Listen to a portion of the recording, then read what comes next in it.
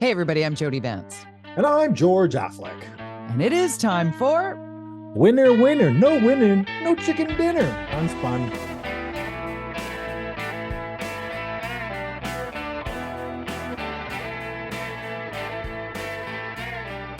No Chicken Dinner. No chicken winner. Dinner.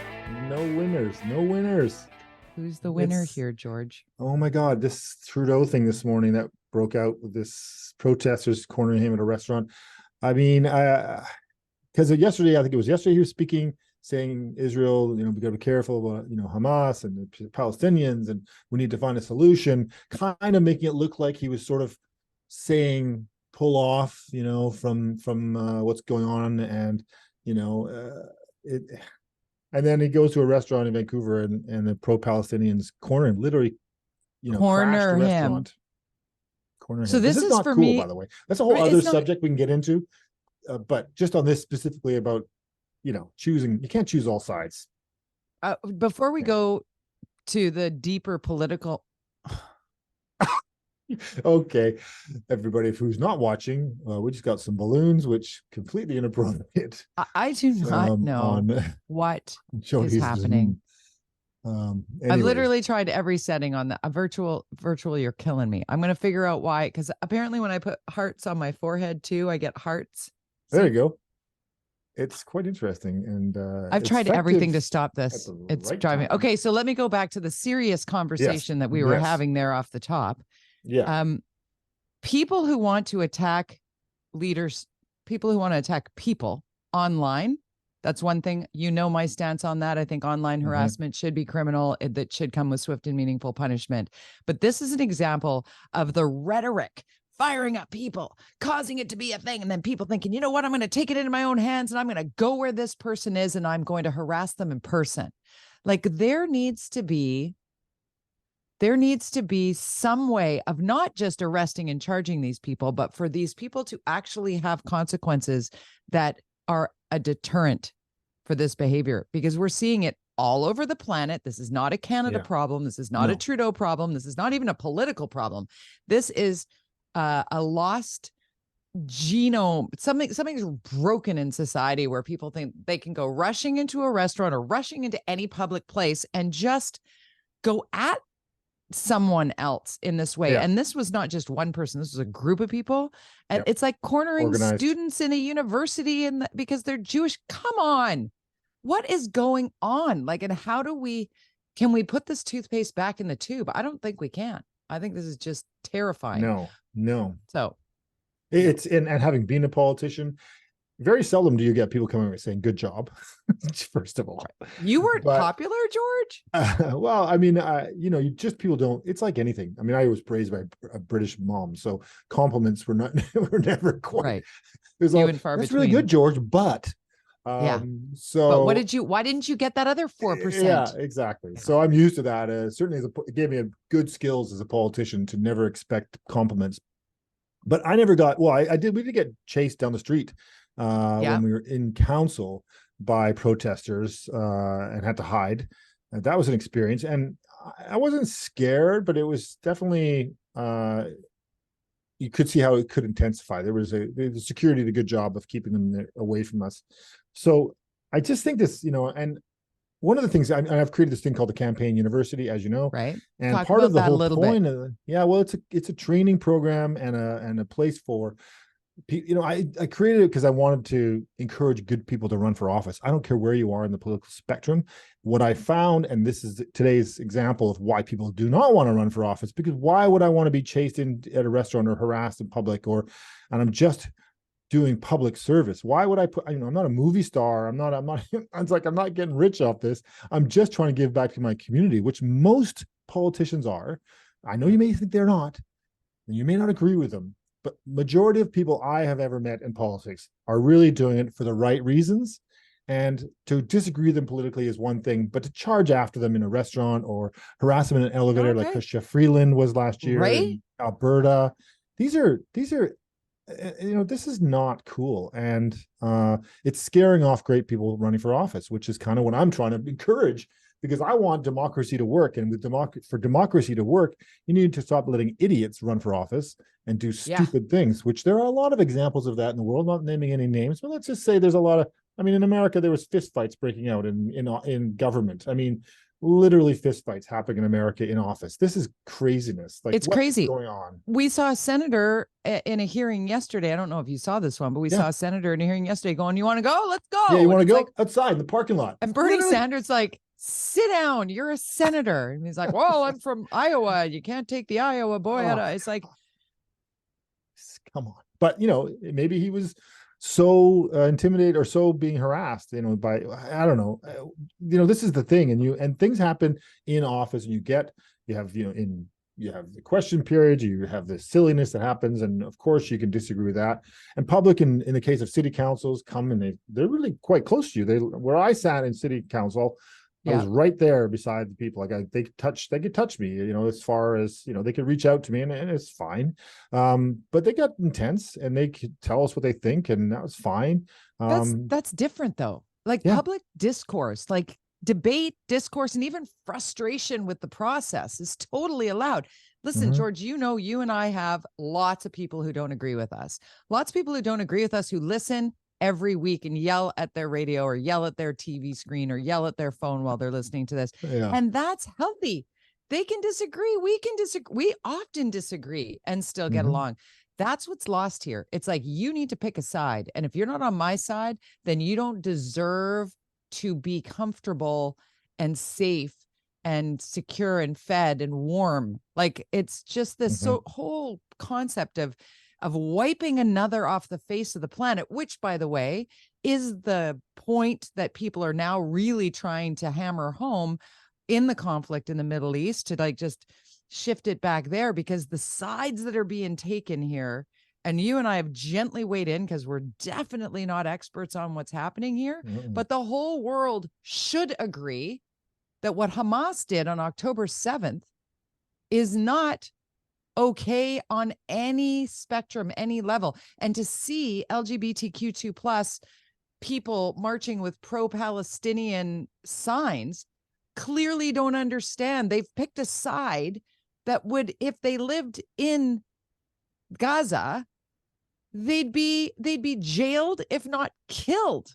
Like, there's this lost awareness of fact. Like, there's this alternative facts. What did that guy call them? Early days of the Trump presidency. It's like, well, I mean, alternative facts. It's like, no, there are facts and there's fiction, and we're all looking at the facts of the matter, and we should do that in our everyday lives, all the way up until how we consume things. So your opinion, how you feel about something, how I feel about towers versus how you feel about towers, these are opinions. Facts are towers house more people. It can also, for some, feel like warehousing for people. Those are facts, depending on what the tower looks like. There's a right place and a wrong place for them. Exactly. And so on and so on. Context matters. Context matters. So, but going back to the popularity piece, like Trudeau becomes incredibly unpopular because he weighs in on what is happening with regard to the Israeli Hamas war, because that's what it is. It's not Israel. He's waiting on both sides. I mean, obviously he's being, most Western governments are being pressured by the Palestinian supporters, saying you need to demand peace, and this is outrageous what's happening. But most governments have sided with Israel, saying, no, this is not cool. And so Trudeau's kind of trying to do both. Whereas government, we're supporting Israel and what they're doing, but on the other hand, we think maybe they've gone too far. So, but then you end up having Israelis and people just being mad at you, and then you have people from the Palestinian side cornering you in a restaurant. So, it's like, you can't have your cake and eat it too in politics. No. You generally have to choose a side, or just don't say anything. I mean, which is worse sometimes. Let's talk about municipal politics for a second, just on the popularity piece, like trying to be all things to all people. Are we seeing a little bit of that in Vancouver? Yeah, we've talked about this for the year that ABC, who took power last year at this time, and they dominate all three levels of government in Vancouver. And a poll came out today from Conseco, saying that they're 60% don't support ABC and what they've done. 60. And it's because it's the same thing in my mind. And I've said this, you in that first year, you got to make some tough decisions. You have to show where your strengths are. I think a lot of people assume they'd come hardcore under the budget and find cuts and bring our taxes down. Instead, they brought in the highest tax increase in generations. And it looks like, we don't know because we haven't seen the full budget yet, that the next tax increase is going to be somewhere between 7 and 10%, when the rate of inflation now is back down to 4%. So, so they haven't done that. They gave everything to everybody who ever asked. They basically just opened the checkbook and wrote checks for everything, even though for the last several years we've had to do that because of COVID. Not a lot of cash available on any level of government right now. That's why we have inflation.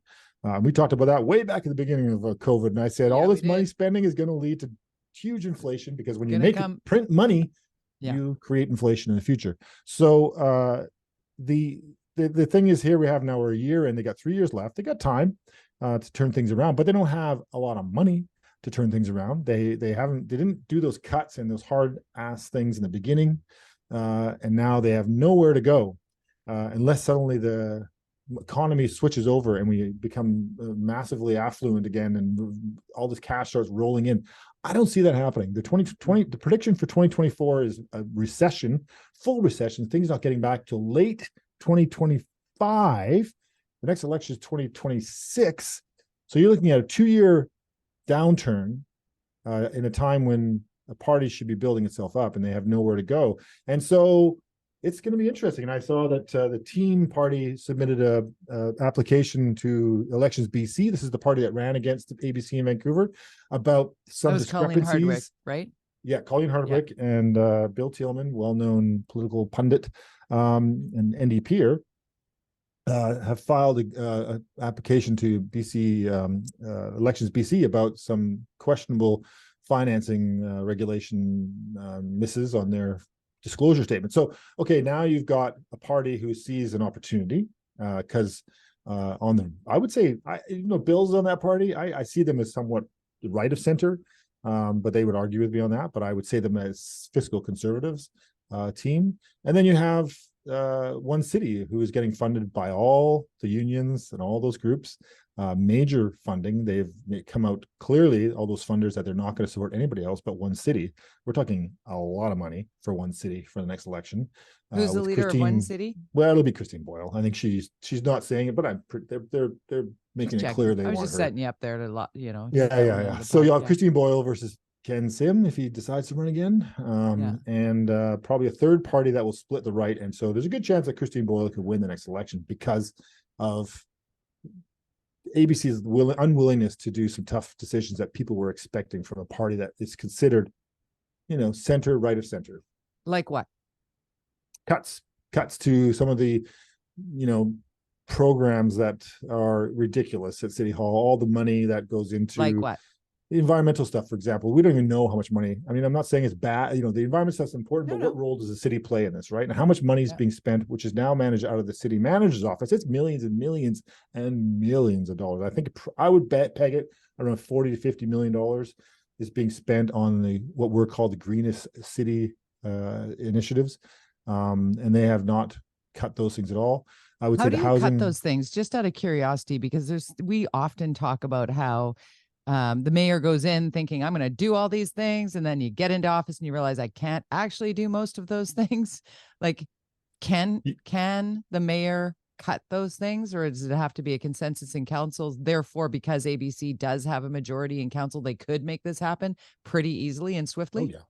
You simply say, you say to the departments, and I would say the city manager's department and the finance department, you need to cut your budget by 20%.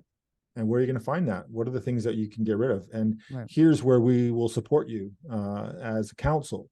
You have access to all this information as a council, so you can have conversations with them saying, look, we're going to, you have to prioritize. What does ABC prioritize? I think is the question, and staff follow that. I don't see any priority of what they're trying to achieve. Is it housing? Yeah, sure. But now they're getting bad marks for that. They haven't achieved much. They've done stuff that, looks like it's a big deal, but the results of which we won't see for years and years. Right. But So they haven't won that one either. That's an impossible one to win as a city council. So with regard, just because sometimes, George, when you and I talk about stuff on this little podcast, it actually lands in a place that gets a little more attention. So I want to get really specific about this. That was a backhanded pat on our collective backs. Yeah. If ABC did go to, for example, the greenest city, whatever environmental department that has millions upon millions of what you just explained, and said, cut your budget by 20%. What would the blowback be of doing that? Like, what would that look like? You'd have protests. Okay, by all the green people, certainly Adrian Carr would bring together as she's a fairly strong leader, well respected, so she would galvanize people in a big way, and so you'd have to take that heat. But it just doesn't sustain. But you'd have to push back on that with, here's what we've done with this budget so far that hasn't impacted anything, because I'm all about handing a better world to our children than what we see happening right now. I am all about that. At the same time, spending money in the name of doing something and nothing actually happening from it. So that would be what I would want as a voter. Window dressing. Thank you for giving me exactly the right term there. I, as a voter, would want to see the people who want to make the cut explain where they're coming from, and the people who say that's the absolute wrong thing to do, and here's why. And then somewhere in the middle, without it being a 3-year-long process to study it before we then go back and collectively create a team of people who will then do a spreadsheet that'll take another $5 million in 3 more years to tell us what we're doing. Like, that's the problem, is we never actually get an answer, because people are like, spin it. Mike Klassen is in council here in Vancouver. He knows where things could be cut. He hasn't pushed this government to do that. I don't know why. And I feel like, he's written enough stuff. He had this thing called City Caucus a long time ago. He knows that a lot of this is window dressing. He knows if you're going to spend $30 million, I can tell you that if you were to take $10 million, let's say the worst case, it's $50 million that they could find that's being spent on green initiatives that are really not achieving any results. So there's no ROI that you can find in most of the initiatives within the Green City Action Plan. And you were to say and give 10 million to engineering to clean up our city. How do you think your popularity might go in that situation? As in the next election, if you were to add 10, they added what, a couple $100,000 last year. Wait, your finger's pointing up. You didn't even give an emoji that time. You should have. I didn't. I was looking for balloons. It didn't happen. Maybe I did find a way to turn it off. You would be the most popular party in the history of Vancouver if everywhere they went, they saw flowers and they saw, every single intersection and everything was clean and there was no graffiti anywhere, and you felt safer, and the parks were nice, and there was your popularity would skyrocket. And that doesn't fall under the greenest city thing. That doesn't fall. No, ironically, I love the name. That's the tricky thing. No, the greenest. It's really about there's so many different aspects. In fact, what is the greenest city? It's more like a competition to tick boxes in international competitions. Right. I think if you want to, Squamish, for example, if you really want to make a difference when it comes to, because the best thing we can do when we talk about affordability, we talk about housing, which is still the number one issue people care about. I certainly, as a parent, you're a parent. Where's our, my kids? My son's paying $2,000 a month for a basement suite. It's close to where you live. The windows are like they're up. It's underground, and it's a nice place, but it's it's a lot of money. $2,000 a month for a basement suite is a lot of money. A lot of money, and they struggle. And so the Squamish made a decision to not have public hearings for social or affordable housing initiatives. I don't know the exact details. It just came out. This is a big deal to get rid of the public hearing process in a specific, rezoning or building of homes, because people always have opinions about this. And so I'm not saying I agree or disagree with it, but if you really want to fast track things, absolutely get rid of the public hearing process. It's not very democratic, but guess what? We have an election every 4 years. You can, change your government. So if you really want to make a difference in housing, you got to make brave decisions like that. That's going to be it's going to make a lot of people mad in Squamish if that goes through, but it's going to make a lot of possibilities for housing happen. So what's going to be the win?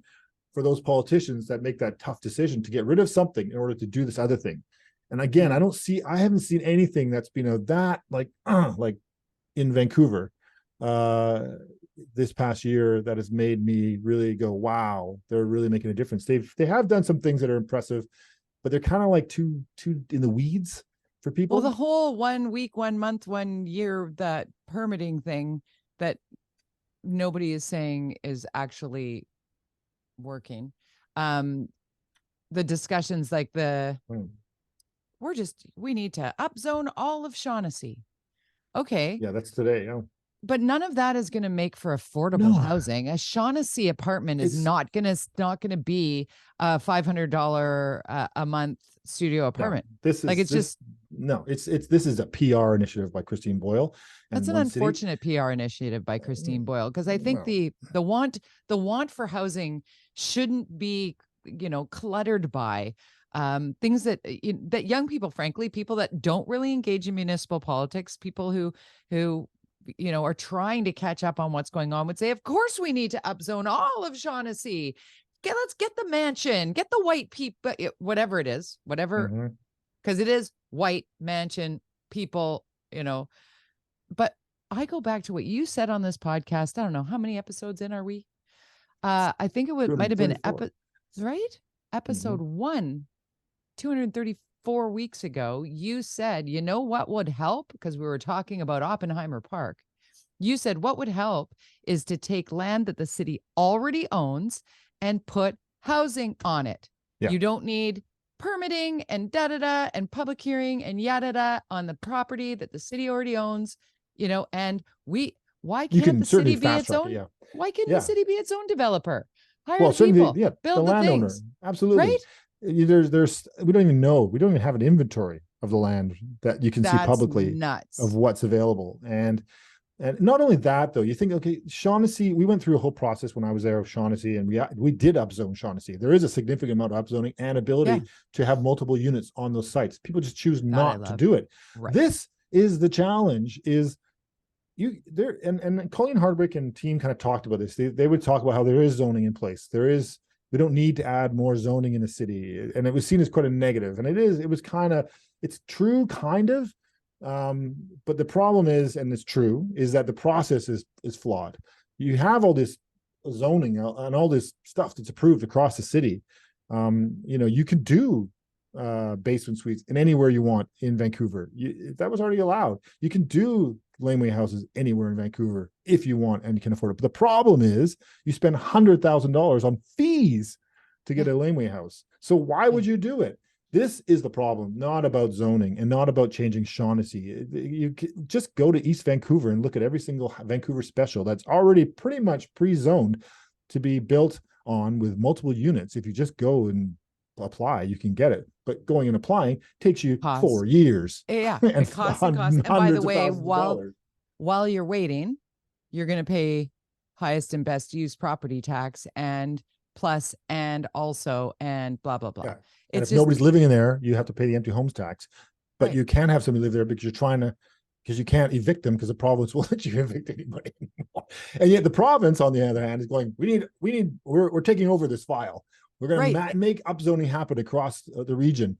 And so you got former Mayor Bob Bowes in Surrey going, whoa, province. This is a story that came out this morning about him saying, look, this is the guy who was a mayor for 10 years, I think, in the 90s to the early 2000s. He lost to Doug McCallum, the first time Doug McCallum, well, not the first time he ran, but the first time he won. This guy's going, okay, police, housing, what else is the province going to usurp city's decision-making over? This is not... Yeah. And I've talked about this as well with you. We've talked about this, that this is a slippery slope by the province slowly creeping into city issues. And while valid on some issues, I was just going to say, and yet you do say that municipalities serve at the behest of the pleasure of the province. So they're an appendage. If they're failing, which I would suggest that what's happening in Surrey right now is a failure on behalf of the leadership there, to just sit in utter acrimony. It's the ugliest political divorce ever. And they're fighting over who gets the kids or who's whatever. It's like, and in the meantime, nothing's getting done. I know. And that is a really rapidly growing part of our province. And it will turn into an absolute shit show if it doesn't get righted soon. Like, I would argue that of all of the things that we see where the municipal government is being pushed, I think that there is a relevant reason, public safety reason, for that to be pushed. And that's not aligning with SPS or RCMP. Just the chaos of neither is politics. unbelievable. It is politics. But at some point you have to say, fix it. Like, okay, enough now. The tools like that. How many announcements have come from the province to say, and you will fix it now? And then nothing changes. I know. And we've talked about this, trying to get into the mind of Mayor Locke in Surrey. And I've always said it's because she sees it's the money. She knows what it's going to cost them. And Bob Bowes, one of the quotes, he said, this is a plan that Doug McCallum, a budget he wrote on the back of a napkin. And I've said that too, in a lot of ways. I've said, no way is that police force going to cost what they're saying it's going to cost. Totally. Just look at Vancouver. But the provincial government has also said there's no more money than what we put on the table. And for them to say that publicly and then have her say, well, I'm going to take you to court, I'm going to take you to this, I'm going to I'm going to human rights, I'm going to blah, blah, blah. They can't, if they turn around and change that sets a new precedent. So now when they say no more money, that actually means there is more money. Like, I think it's just, the money that they're talking about is all our money. Like, so there's not the people that are like, the province needs to give more money. It's like, it's going to cost what it's going to cost. And it's going to be what it's going to be. It's going to be painful for Surrey at the end of the day. And you called that at the beginning. I think Brenda Locke, I think that she's on the winning side right now. I think the momentum's on her side. I really do. From a political point of view.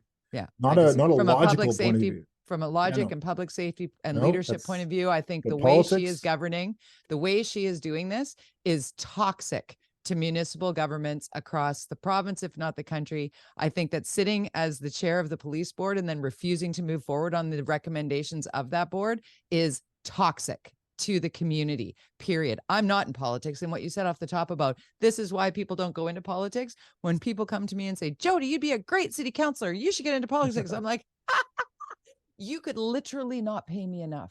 Whereas I see why she's doing it. Oh, no, I'm just giving you my opinion. You already told me you think she's right. This is why we're different. Right. But you said, I agree with her. I think she's on the right side. And then I got to rebut. And that's it. Yes, so we don't need to go back to the mansplain part of it. I'm good. I understand your part. I get the opportunity that she's going for, though. And I think it'll be interesting to watch as this evolves and devolves in Surrey, because when she's got somebody on the left, and I would say Brenda Locke is on the right side of the spectrum politically. Now she's got a guy on the left saying he's going to support her. This is interesting. This is getting, so when we talk about politics and spin, this is getting interesting. The unspun part of it is the people of Surrey suffer when a leader is as on every level. Financially and potentially, as you say, with the crime. It's an ugly situation. Yep. How are we going to finish off here? Because we've only got like we got a minute and a half to go to stick to time. Can we talk really quickly about Joe Biden speaking with Xi Jinping? China. I mean, is this desperate times for America? Is that what this is about? Like, they've really, without China and given the economy, China also suffering, two superpowers.